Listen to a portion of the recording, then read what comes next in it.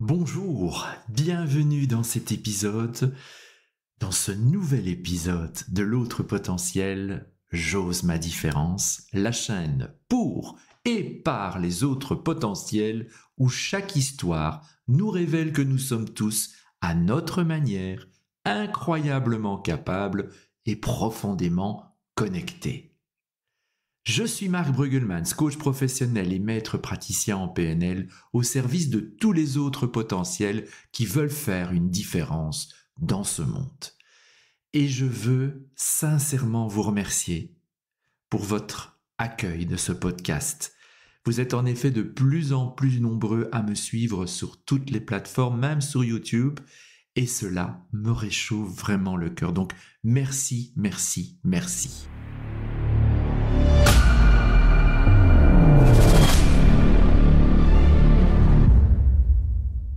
Aujourd'hui, je vous invite à explorer les ressources multiples des autres potentiels.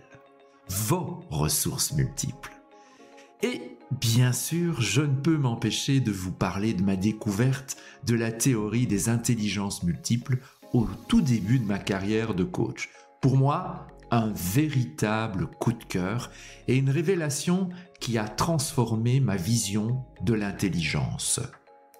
Elle va vous permettre de donner une image, une couleur, une odeur, un goût, une musique à votre manière d'être intelligent. C'est Howard Gardner qui a développé la théorie des intelligences multiples, une idée pour moi révolutionnaire qui nous offre une perspective bien plus nuancée de l'intelligence humaine. Alors bien sûr, il existe diverses théories avec leurs partisans, leurs détracteurs, mais ce n'est pas ici que nous entrerons dans ce débat.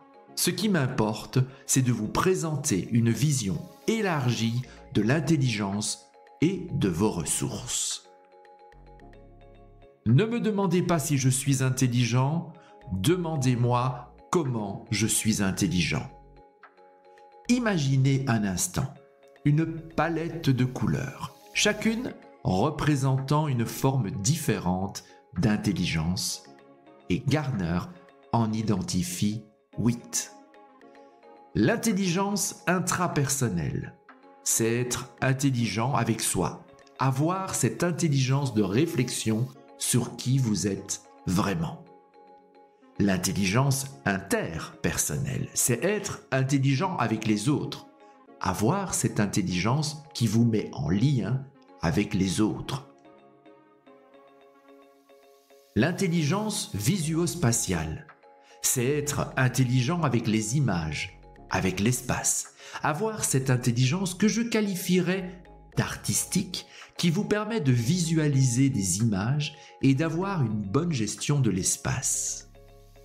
L'intelligence kinesthésique, c'est être intelligent avec son corps, avoir cette intelligence de pouvoir mobiliser votre corps pour atteindre vos objectifs. L'intelligence naturaliste, c'est être intelligent avec la nature, avoir cette intelligence qui vous met en lien avec la nature, vous permet de la comprendre et d'y être sensible. L'intelligence musicale, c'est être intelligent avec les sons et les rythmes.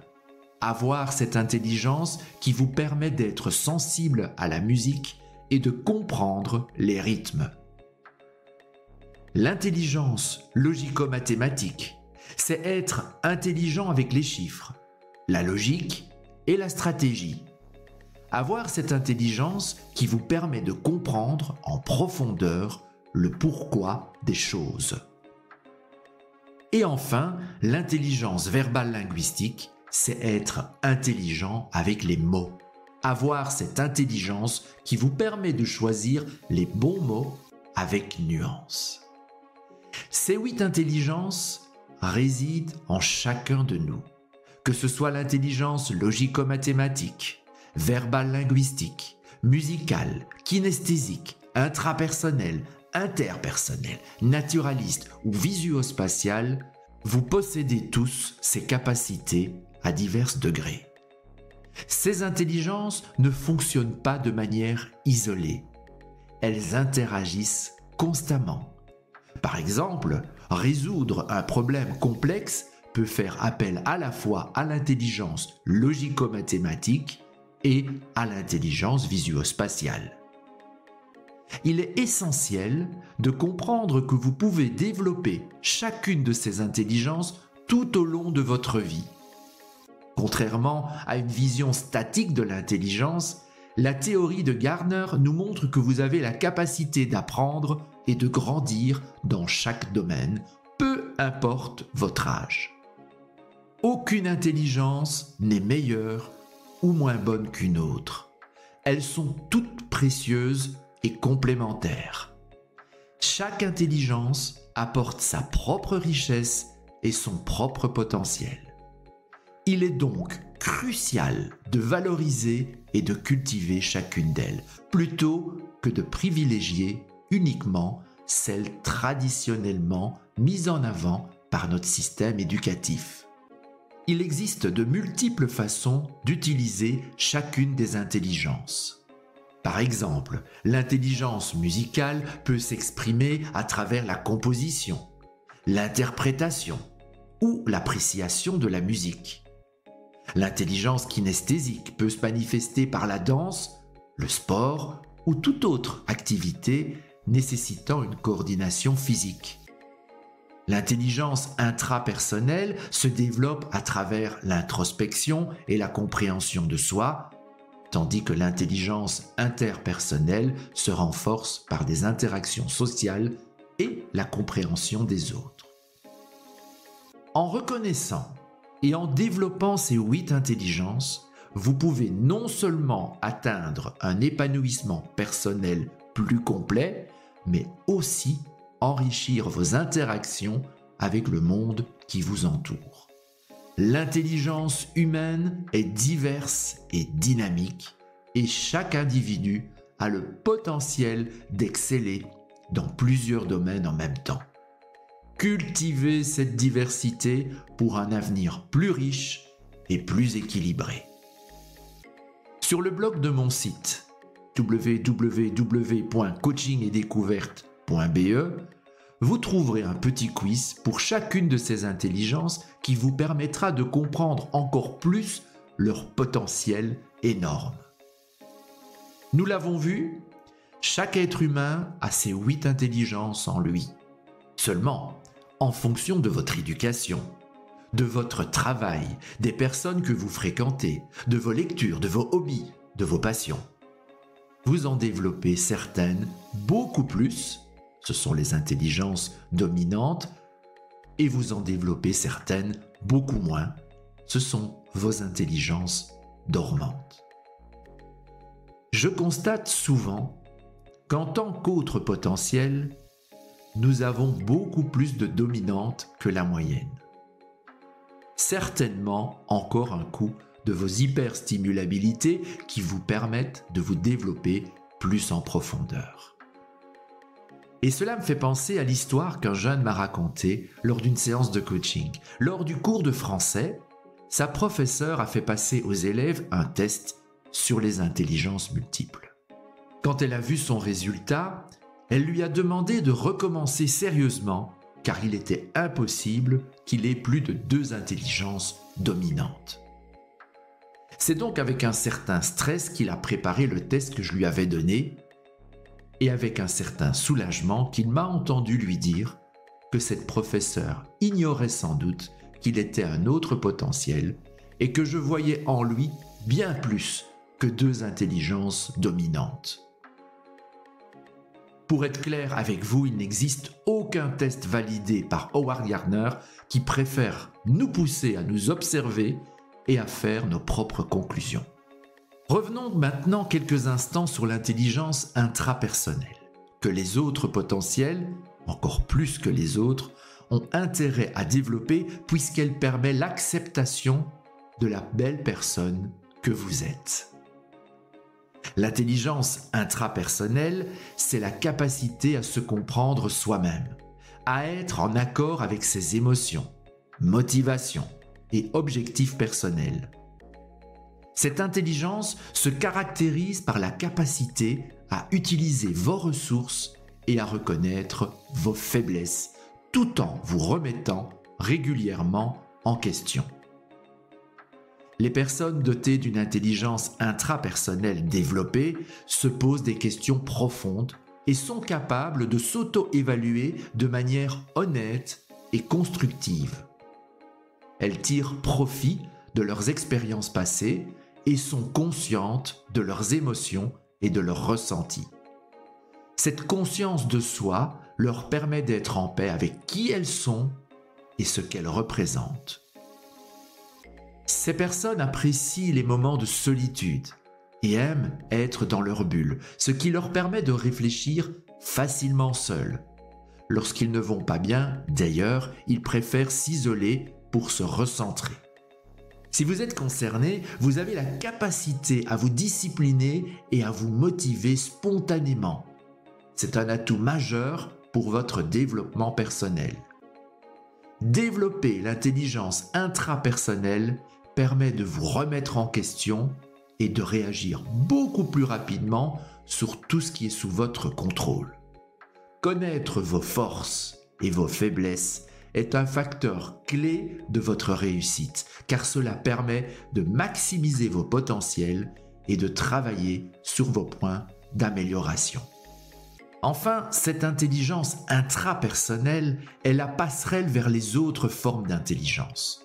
En se comprenant soi-même, on ouvre la voie à une meilleure utilisation de ses compétences dans divers domaines, qu'ils soient logico-mathématiques, verbo-linguistiques, kinesthésiques ou autres. Cependant, pour les autres potentiels, qu'ils soient à haut potentiel, hypersensibles ou multipotentiels, certaines hyperstimulabilités peuvent poser des défis uniques.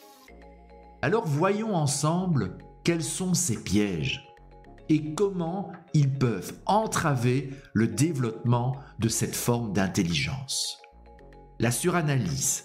Les autres potentiels ont souvent tendance à suranalyser chaque situation, chaque émotion et chaque interaction. L'hyperstimulabilité intellectuelle peut vous amener à vous perdre dans des réflexions sans fin, rendant difficile la prise de décision et la clarté émotionnelle.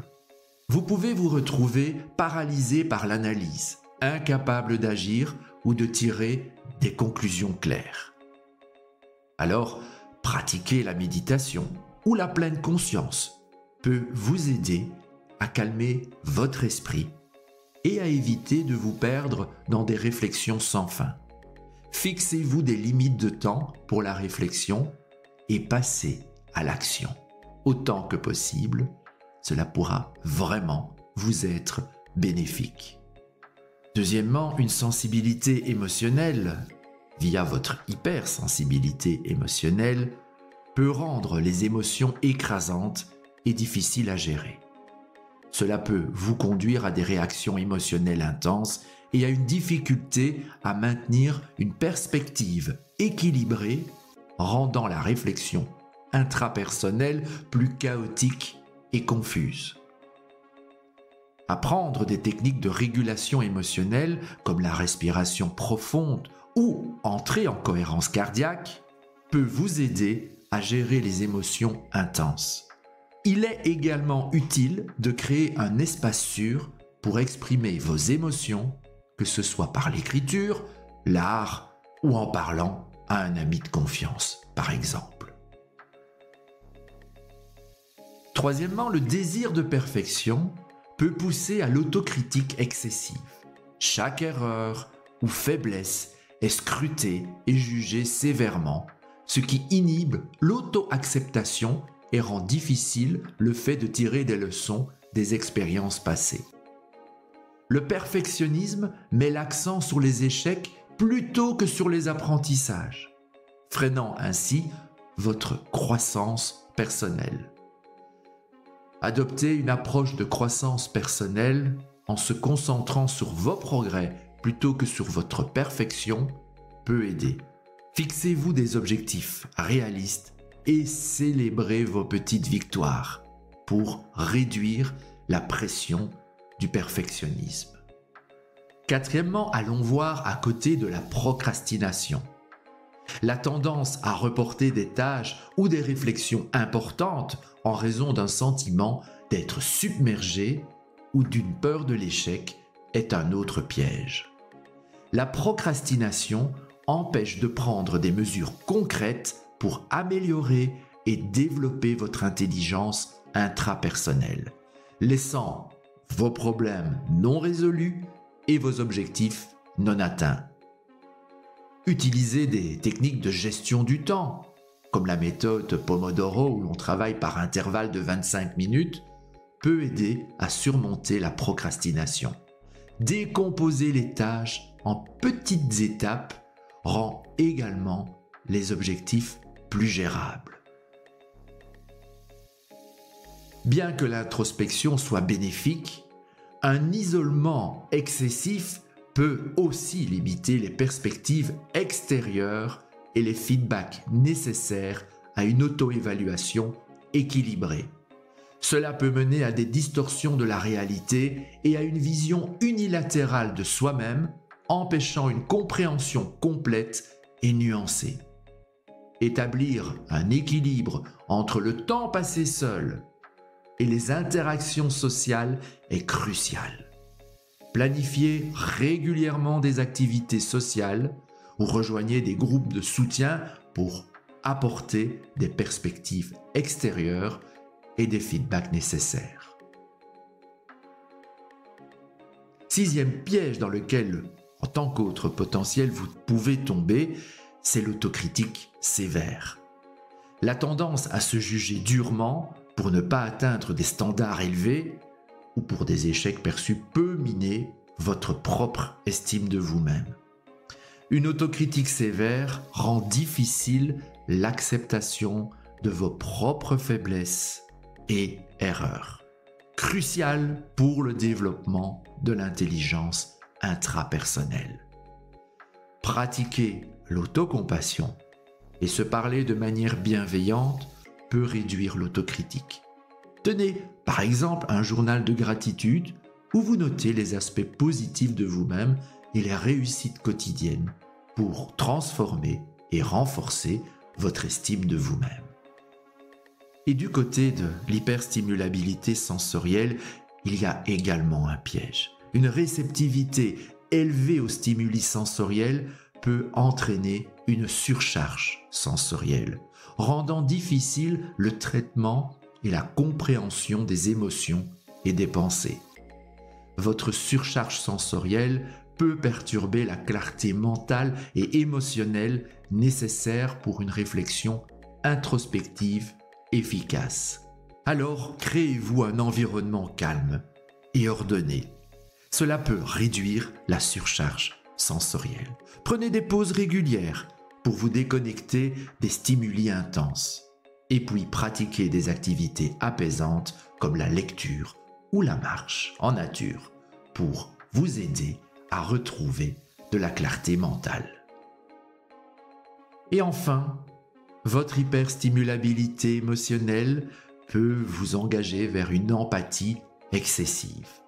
Une forte capacité d'empathie peut vous amener à vous perdre dans les émotions et dans les besoins des autres, au détriment de votre propre compréhension et de votre propre bien-être.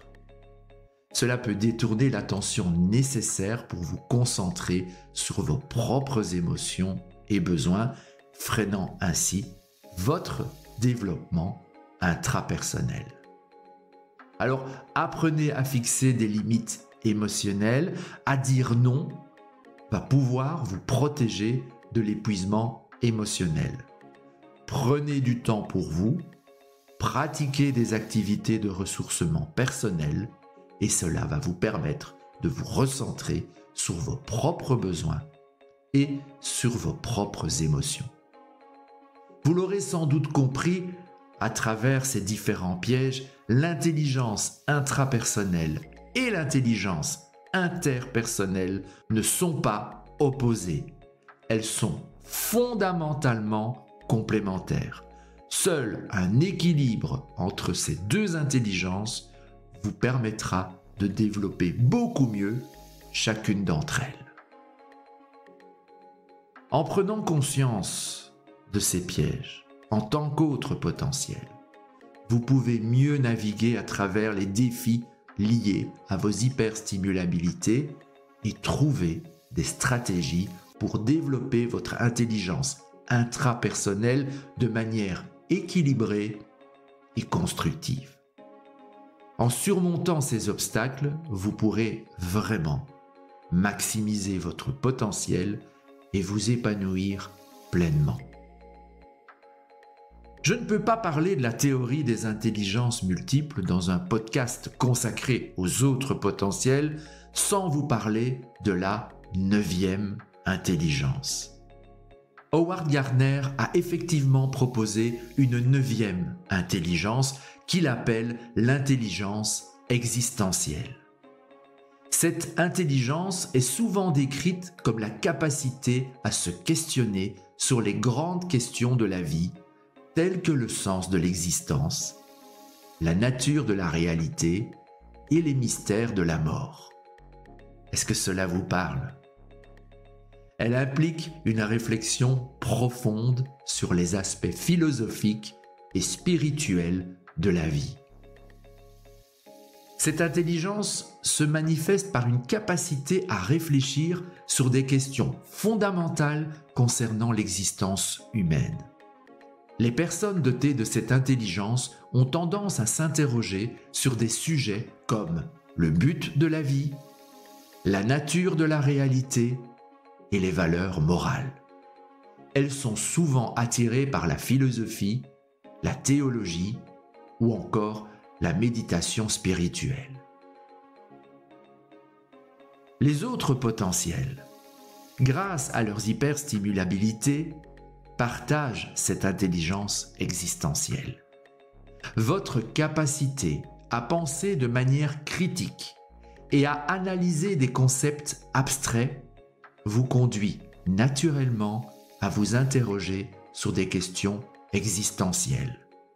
Votre soif de compréhension et votre curiosité intellectuelle vous poussent à explorer ces thèmes en profondeur.